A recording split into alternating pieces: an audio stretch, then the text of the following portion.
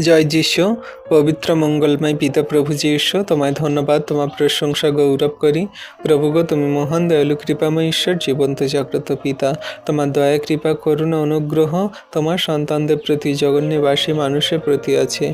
আজকে তোমার কাছে নতনম্র হয়ে প্রভু আজকের এই সুন্দর দুপুরে প্রার্থনা করি, তোমার সন্তানদেরকে তুমি আশীর্বাদ করো, অনুগ্রহ, দয়া, কৃপা, করুণা করো।